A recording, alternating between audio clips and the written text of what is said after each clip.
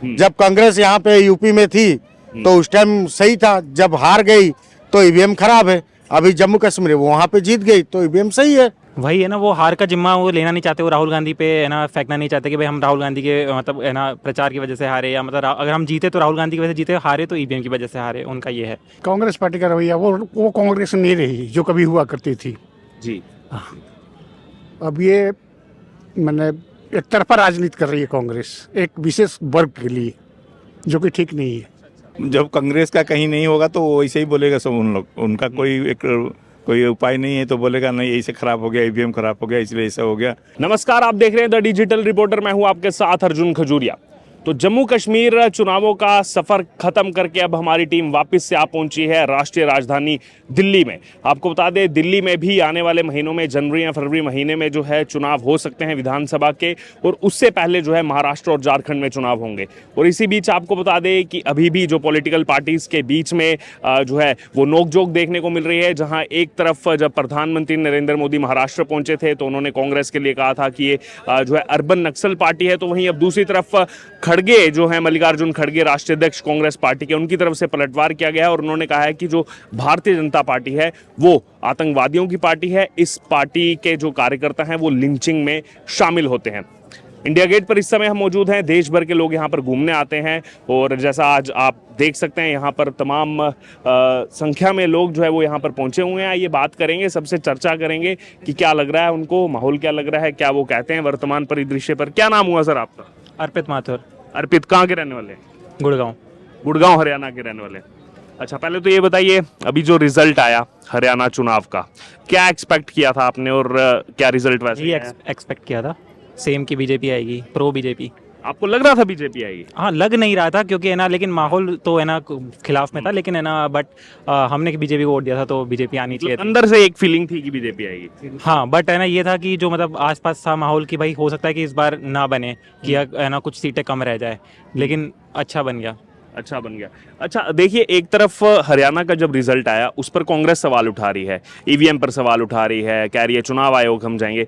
जम्मू कश्मीर में उनकी कोलिशन की गवर्नमेंट बनी, वहां सवाल नहीं उठा रहे हैं वो, तो ये कैसे देखते हैं आप कि जहां सरकार बन रही है वहां तो सब ठीक है, जहां सरकार नहीं बन रही तो वहां ईवीएम पे डाल दी कहानी उन्होंने। वही है ना, वो हार का जिम्मा वो लेना नहीं चाहते, वो राहुल गांधी पे है ना फेंकना नहीं चाहते कि भाई हम राहुल गांधी के मतलब है ना प्रचार की वजह से हारे, या मतलब अगर हम जीते तो राहुल गांधी की वजह से जीते, हारे तो ईवीएम की वजह से हारे, उनका ये है प्रोस्पेक्ट। भी बहुत चली है लास्ट के दिनों में। हाँ, तो सीधी जलेबी थी वो, जो घूमी हुई जलेबी नहीं थी। अच्छा। उन्होंने मतलब पूरा जलेबी उनकी वेस्ट हो गई।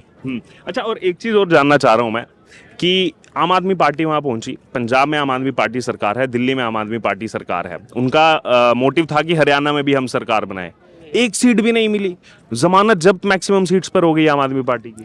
आम आदमी पार्टी लोगों के हिसाब से जो फ्री का जो बांट रही है, तो लोग दिल्ली वालों ने मतलब उनके फ्री के उसमें आके उन्होंने वोट दे दिया, बट हरियाणा में मतलब जो कट्टर जाट और मतलब यादव समुदाय था उन्होंने बीजेपी को ही अपना वोट रखा, क्योंकि जो उन्होंने सीएम चेंज किया था लास्ट 6 मंथ में उसका भी उन्हें थोड़ा फायदा मिला। अदरवाइज हो सकता था अगर सीएम सेम रहते तो वो हार जाते।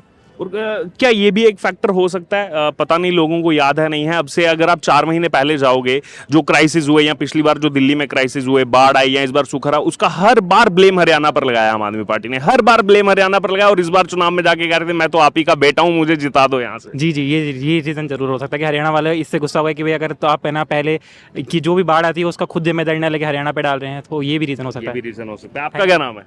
आकाश गुप्ता, आप कहाँ से हैं? अजमेर से। अजमेर से आए हैं आप? बिल्कुल। अच्छा, अजमेर राजस्थान में भी बनाई थी बीजेपी की जी जी गवर्नमेंट। जी। राहुल गांधी आए थे बहुत प्रचार करने, लेकिन वहां भी कुछ चल नहीं वहाँ पाया पे था। कुछ हुआ नहीं था ज्यादा।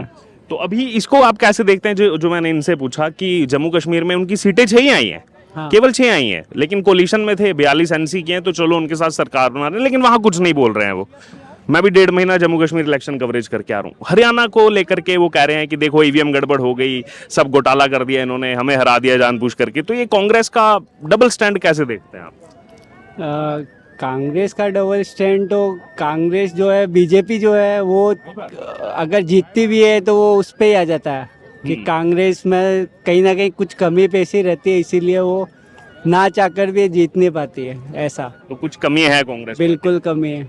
लेकिन देश की सबसे पुरानी पार्टी है। जो इंदिरा गांधी है, जो पुरानी एक उनकी छवि है वो खराब हो चुकी है, खराब हो चुकी है। और जो मोदी सरकार है, बीजेपी सरकार है, उनका जो है रुतबा और उनका काम करने का तरीका जो है लोगों को, जो युवा है उनको ज़्यादा अच्छा लगा है। युवाओं को पसंद आ रहा है। बिल्कुल। बोले योगेंद्र जी। गाजियाबाद। अच्छा, गाजियाबाद के रहने वाले हैं सर। अभी 2 राज्यों के चुनाव संपन्न हुए हैं और 2 राज्यों के जो चुनाव का रिजल्ट देखा गया, एक तरफ बीजेपी जीते, एक तरफ एनसी कांग्रेस की कोलिशन गवर्नमेंट बन रही है। लेकिन इसमें देश की सबसे पुरानी पार्टी का जो रवैया हम देख रहे हैं कि JNK में बेशक 6 ही सीटें आई हैं, वहाँ खुश हैं वो कि कोलिशन में गवर्नमेंट बन रही है, लेकिन हरियाणा को लेकर चुनाव आयोग भी पहुंच गए, EVM पर भी ठीकरा फोड़ दिया। तो ये कैसे देखते हैं आप ये रवैया कांग्रेस पार्टी का? कांग्रेस पार्टी का रवैया वो कांग्रेस नहीं रही जो कभी हुआ करती थी। जी।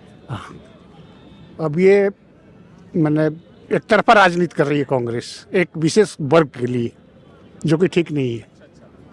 अब तो कल खड़गे जी ने कह दिया कि बीजेपी में आतंकवाद भरा पड़ा है, आतंकवादियों की भरी पड़ी है कौन पार्टी। सी नई बात उन्होंने कही है?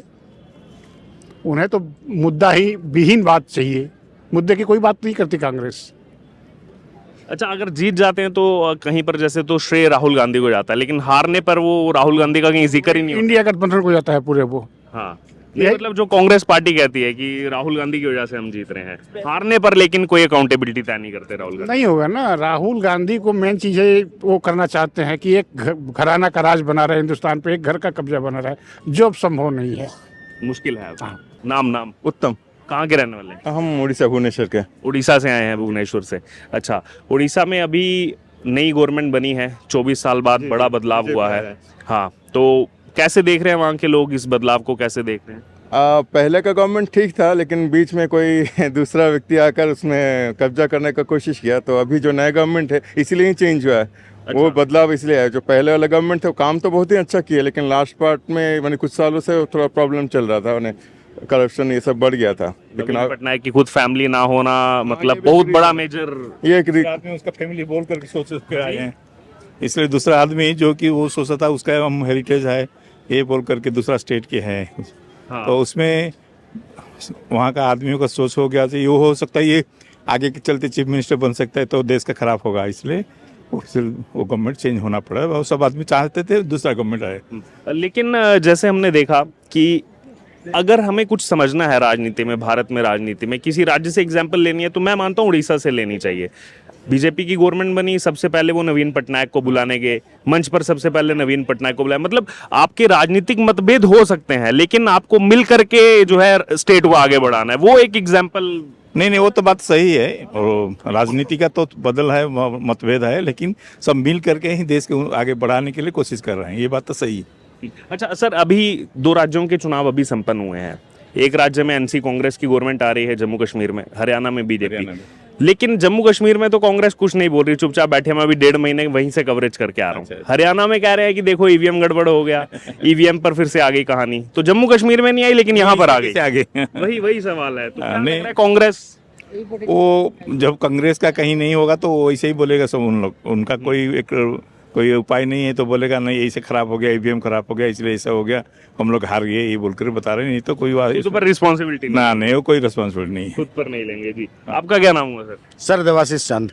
आप भी मैं भी उड़ीसा से हूँ। उड़ीसा में कहाँ से हैं सर? भुवनेश्वर से। भुवनेश्वर से हैं। अच्छा, तो चलिए अभी उम्मीद करते हैं जल्दी आएगा ना एक और हॉकी वर्ल्ड कप वहाँ पर अभी। बिल्कुल बिल्कुल आएगा तो बहुत ही अच्छा होगा। नवीन पटनायक जी ने शुरू किए हैं, 2 इंडियन नेशनल टीम को, मेंस और वुमेन्स दोनों को स्पॉन्सरशिप दे रहे हैं। बाकी कोई राज्य में तो ऐसा हुआ नहीं है। उड़ीसा छोटा राज्य है, फिर भी हॉकी को और खेल को बहुत बढ़ावा मिला है वहाँ पे। नहीं सर, मैं तो मानता हूँ छोटा बड़ा कोई नहीं होता, दिल बड़ा होना चाहिए, वो दिखाया है उड़ीसा ने। नवीन पटनायक जी ने वही काम किए हैं। तो अब आगे इनसे भी उम्मीद है? नहीं सर, उम्मीद है, मगर हमको लग नहीं रहा है। तेज स्लो है अभी। बिल्कुल, क्योंकि वहाँ पे सिर्फ मोहन मांझी जो है और सिर्फ रबर स्टाम्प है। अच्छा। हाँ, मगर भागा दौड़ तो यहीं से ही होता है ना, मोदी जी के पास से ही। हाँ, बस वो कहने के ही सिर्फ रबर स्टाम्प है। हाँ, उनके हिसाब से कुछ काम नहीं होगा। यहाँ से जो चाबी जैसे घुमाएंगे वैसे ही काम होगा। वैसे ही काम होगा। बिल्कुल।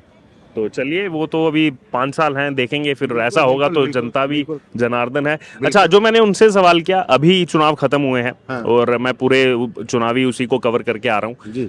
जहां पर आप जीतते हैं कांग्रेस पार्टी की मैं बात हाँ। कर रहा हूँ, वहां तो सब सही है। बिल्कुल। हालांकि जीते वहां भी 90 में से 6 ही सीटें हैं, बिल्कुल। ज्यादा नहीं जीते। लेकिन हरियाणा में डाल दी कहानी ईवीएम पर, चुनाव आयोग पर। बिल्कुल। तो मतलब कैसे देखते हैं, कांग्रेस खुद रिस्पॉन्सिबिलिटी नहीं लेकर के ईवीएम पर? जो हारता है ना वो हमेशा एक्सक्यूज देता है, चाहे वो बीजेपी हो, चाहे कांग्रेस हो, चाहे एसपी वाले हो या बीएसपी वाले हो। जो हारता है वो अपना एक्सक्यूज देता है कि ईवीएम खराब है, मगर वो अगर जीत जाते हैं तो ईवीएम सही है। सही है। ये बीजेपी के लिए भी मतलब वही है, कांग्रेस के लिए भी वही है, इसमें कोई ये नहीं, मगर ईवीएम सही है, मैं यही बोलूंगा। गड़बड़ होती तो फिर बस समीकरण अलग होते सारे। बिल्कुल बिल्कुल, जो हारता है वही बोलता है कि ईवीएम खराब है, जो जीतता है वो उसके लिए सही है। जब कांग्रेस यहाँ पे यूपी में थी तो उस टाइम सही था, जब हार गई तो ईवीएम खराब है। अभी जम्मू कश्मीर वो वहाँ पे जीत गई तो ईवीएम सही है। सही है, चलिए ठीक है ना, थैंक यू। क्या नाम हुआ आपका? मेरा गजेंद्र, कहाँ के रहने वाले हैं? उत्तराखंड। उत्तराखंड से आए हैं, नैनीताल से। अच्छा सर, अभी आपने देखा होगा 2 राज्यों के चुनाव संपन्न हुए हैं, जम्मू कश्मीर और हरियाणा के। एक जगह बीजेपी गवर्नमेंट बनी, एक जगह एनसी कांग्रेस की। लेकिन हम देख रहे हैं कि कांग्रेस जम्मू कश्मीर के लिए तो ठीक कह रही है, हरियाणा के लिए कह रही है कि देखो जी गड़बड़ कर दिया। फिर ईवीएम पर आ गई कहानी, वो जो चर्चा चलती थी, फिर ईवीएम पर ठीकरा फोड़ दिया। तो कैसे देखते हैं आप इसको? जहाँ जीतते हैं वहाँ सब सही है, जहाँ हारते हैं वहाँ ईवीएम पर आ जाती है बात। ये तो इनको अपना आत्ममंथन करना चाहिए कि पूरे देश के लिए जो है इनकी सोच एक होनी चाहिए। हर स्टेट पे जो है अलग तरीके के तो नहीं हो सकता, क्योंकि चुनाव जो है निर्वाचन आयोग ही करा रहा है हर जगह पे, तो ऐसा कहना तो गलत है। क्योंकि फिर सवाल वही बनता है कि एक तरफ तो आप जीत गए, जम्मू कश्मीर में तो बेशक 6 ही सीटें हैं, लेकिन गवर्नमेंट तो बना रहे हैं जम्मू कश्मीर में, वहाँ के लिए आपको कुछ नहीं, वहाँ के लिए ईवीएम सही हो गई इनके लिए। वही बात है, ये सोच बदलनी पड़ेगी इन्हें, और फील्ड पर उतर के जो है जनता के जो मेन मुद्दे हैं वो नब्ज इन्हें पकड़नी पड़ेगी, पढ़नी पड़ेगी, तभी कुछ है। समीक्षा मतलब अपने पर भी वो डालना पड़ेगा, ईवीएम पर डाल करके नहीं। आपसी लड़ाई इनकी जो रही वहाँ पे हरियाणा में, वो भी था, हमारी शैलजा और दीपेंद्र हुड्डा के बीच। जी, वो भी एक मैटर रहा। वो भी एक मैटर था, तो इस चीज़ को इन्हें लेना साथ में पड़ेगा। कुछ जलेबी ने तड़का लगा दिया। बिल्कुल बिल्कुल, है ना, सोशल मीडिया वगैरह तो है ही आजकल इस चीज़ के लिए, तो बयानबाजी भी थोड़ा रखता है। दूसरा पार्टी का जो अंतर विरोध है इनमें आपस में नेताओं का, ये चीज़ भी मैटर है, इसलिए देखते हैं सब कुछ। इसलिए ईवीएम को दोष देना तो गलत है।